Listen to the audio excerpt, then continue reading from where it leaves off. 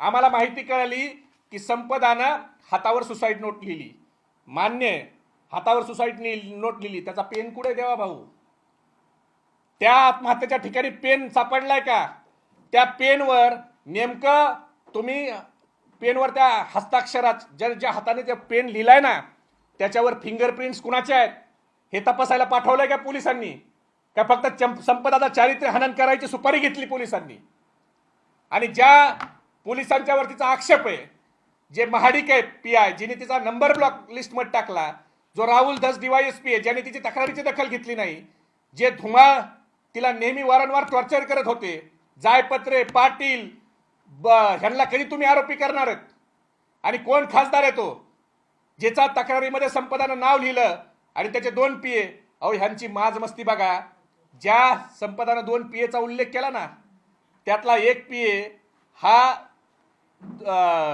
शिंदे नावाचा, हा फलटणच्या ग्रुपमध्ये टाकतो महबूब शेखला हे प्रश्न विचारा आणि धमक्या द्या. ह्या फलटणच्या भाजपच्या ग्रुपमध्ये तुम्ही चिथावणी करताय. आणि मी एका पक्षाचा युवकचा अध्यक्ष, विधानसभा लढलेला माणूस, मला फोन केला आणि मला जीव मारण्याची धमकी दिली. असल्या धमकीला बिमकीला मी तर भीक पण घालत नाही. जरा माझी चौकशी करा.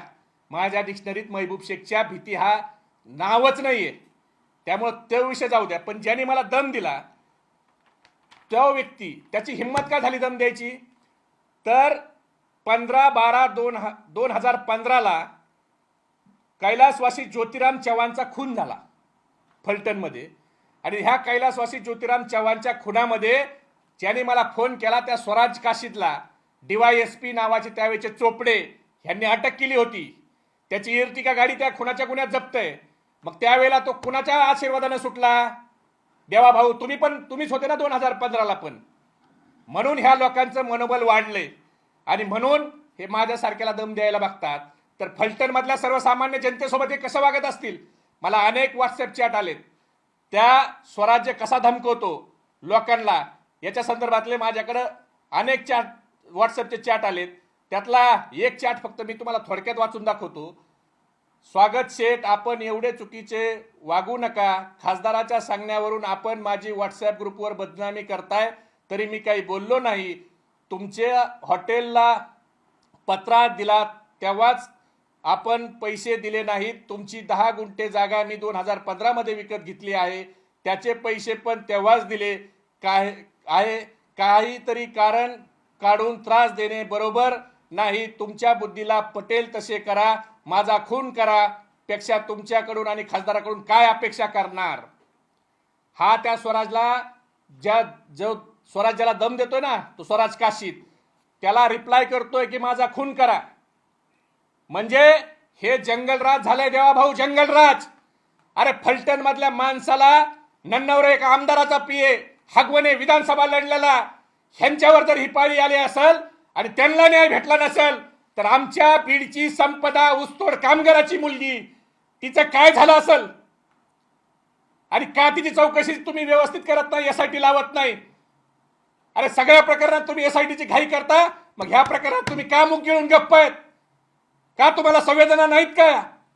तिच्या घरच्यांनी सांगितलं आणि त्या व्हॉट्सअपचा तिच्या भावाने त्या ठिकाणी स्क्रीनशॉट पाठवला की संपदाला पोलिसांनी एफआयआर मध्ये सांगितलंय की 7:30 वाजता संपदाचा मृतदेह हा ताब्यात घेतला. आणि तिचा शेवटचा लास्ट सीन कधी आहे हे जर तुम्ही बघितलं तर तिचा शेवटचा लास्ट सीन हा 11:13 आहे. मग संपदा काय जीवन झाली लास्ट सीन हे करायला? हा संपदाच्या भावाचा स्क्रीनशॉट आहे. 11:13 तिचा शेवटचा लास्ट सीन आहे. आणि पोलीस रेकॉर्डच्या अनुसार संपदाचा मोबाईल आणि संपदाची डेड बॉडी ही पोलिसांनी 7:30ला जप्त केली. मग हा लास्ट सीन 11:13 आला कसा? तो पेन सापडलाय का ज्या पेननी संपदाने सुसाईड नोट त्या ठिकाणी हातावर लिहिली? तो पेन तुम्ही रिकव्हर केलाय का ती सोबतच घेऊन गेली पेन? काय चाललंय नेमकं? एवढ्या शंका का? आणि एका महिलेने मला फोन करून परत एक दम दिला. आणि तो दम काय दिला की तुम्ही फलटणला या. म्हणजे बघा तुम्ही दमदाटी करायला किती ह्यांची दादागिरी बघा. कशा पद्धतीनं एक महिला ताईने मला फोन केला. हॅलो, पलटणवरून बोलते. रणजित दादांचे कार्यकर्ते राजश्री रायगुडे. राजश्री विशाल रायगुडे. तुम्ही दादांच्या विरोधात कसं काय असं बोलू शकता? तुम्ही असं चुकीचे आरोप कसे काय करू शकता त्यांच्यावर? मुलीने आरोप केलेले. त्यांनी नाव घेतलेलं आहे का दादांचं? दादांचं नाव घेतलेलं आहे का त्यांनी? माझे खासदार कोण आहे? माझे खासदार इथं निवडून किती गेलेत माड्यामध्ये ते बघा ना तुम्ही. शोधा मग तुम्ही. आम्ही शोधा. मग तुम्ही डायरेक्टली त्यांचं नाव कसं काय घेता? तुम्ही मला सांगा. तुम्ही नाव घ्यायचा संबंध काय? पहिली गोष्ट सांगा. माझा संबंध आहे. पहिली गोष्ट तुमचा संबंध आहे. तुम्ही फलटणला या, मग आम्ही तुम्हाला दाखवतो काय संबंध आमचा पण आहे ती. तुम्ही फलटणला या आणि तुम्ही लय मुकदमांची बाजू घेऊ. आता ह्या ज्या महिला आहेत, ह्या महिला मला राजश्री विशाल हरगुडे ह्या मला सांगतायत, राहीगुडे ह्या मला सांगतायत तुम्ही फलटणला या. मला काही बोलायचं नाही त्या ताईबद्दल, पण ह्या ताईच्या पतीनी भरदिवसा एका खजूर विक्रेत्याचा मर्डर केला होता आणि त्यात ते अटक होते. त्याच्यात त्यांना अटक पण झाली होती त्या केसमध्ये. आणि नंतर ते कसे सुटले काय सुटले हा नंतरचा पार्ट. मला एका पीडित कर्मचाऱ्यांनी KB एक्सपोर्टचा एक मेसेज केला आहे आणि त्या KB एक्सपोर्टच्या त्या पीडित कर्मचाऱ्यांनी मला सांगितलं की ह्या ताई KB एक्सपोर्ट शिंदेवाडी फलटण इथं नोकरीला होत्या. तिथं त्यांच्या असभ्य वर्तनामुळे त्यांना नोकरीहून काढलं. हा राग मनात धरून त्यांनी गुंडाला हाताशी धरून तिथल्या अधिकारी कर्मचाऱ्यावर जबर मारहाण केली. त्यावेळी राजकीय दबाव वापरून त्या कंपनी व अधिकाऱ्याच्या कर्मचारी ह्यांच्यावरच गुन्हे दाखल करण्यात आले. म्हणजे ह्या लोकांचं धाडस हे आमच्यासारख्याला फलटण काय केंद्रशासित प्रदेश झालाय का? देवा भाऊ, तिथं परवानगी नाही. तालिबानमध्ये आहे का फलटण? कुठे आहे फलटण?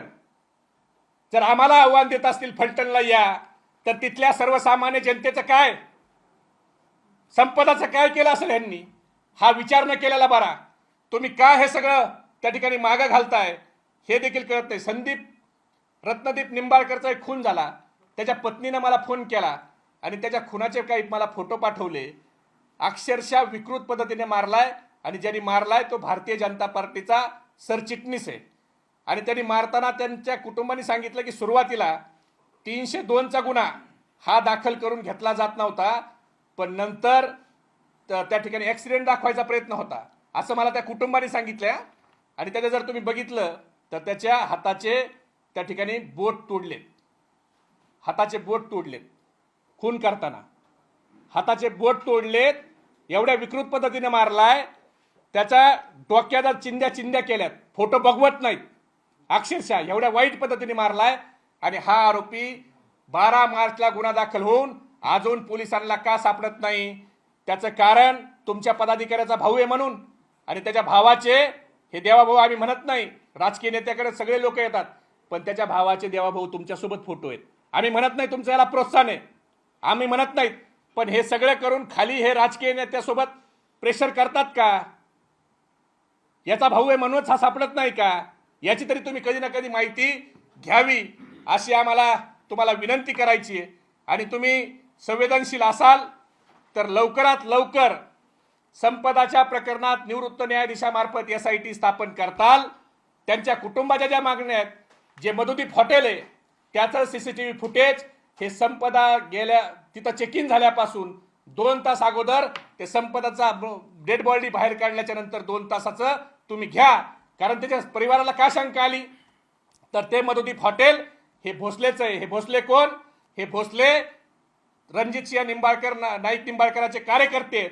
आणि त्यांना त्या ठिकाणी त्या हॉटेलवर जर तिथं पीडिता जिचा मृत्यू झालाय तिला तिथं न आणता, तिला तिथं न येऊ देता जर तिचा मृतदेह खाली घेतला असेल, नातेवाईकाला न सांगता हा तिचा मृतदेह खाली आला असेल आणि त्यांना जर त्याच्यामुळं त्यांच्या मनात संशय, आणि त्या संशय जर तुम्हाला दूर करावा व्हावा असं वाटत असेल तर एकतर फलटणच्या पोलिसांच्याकडं ज्यांच्या एवढ्या कटू कहाण्या आहेत त्या फलटण पोलिसांच्याकडे तुम्ही अजिबात हातापास ठेवू नका.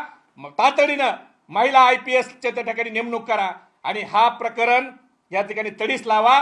त्याचबरोबर या कोण माजी खासदार आहे याची चौकशी झाली पाहिजे आणि त्या नन्नावरे कुटुंबाचा रणजितसिंह निंबाळकर कोण आहे त्याच्या आत्महत्येला कारणीभूत हे देखील त्या ठिकाणी समोर आलं पाहिजे. ह्या मला तुम्हाला कळकळीची विनंती करायची आहे. आगवणेच्या कुटुंबाच्या मुलीच्या सुसाईड नोटमध्ये काय आहे, तिच्या महिलेशी बोलताना खासदार कशा गायावाया करतात हे देखील आपण समोर आणावं एवढीच मी तुम्हाला कळकळीची विनंती करतो. आणि फलटणचं जे जंगल राज झालंय याचा वीरप्पन कोण हा जो महाराष्ट्राला प्रश्न पडलाय त्याचं उत्तर देवाभाऊ तुम्ही त्या ठिकाणी लवकरात लवकर महाराष्ट्राला द्यावं अशी महाराष्ट्राची अपेक्षा आहे.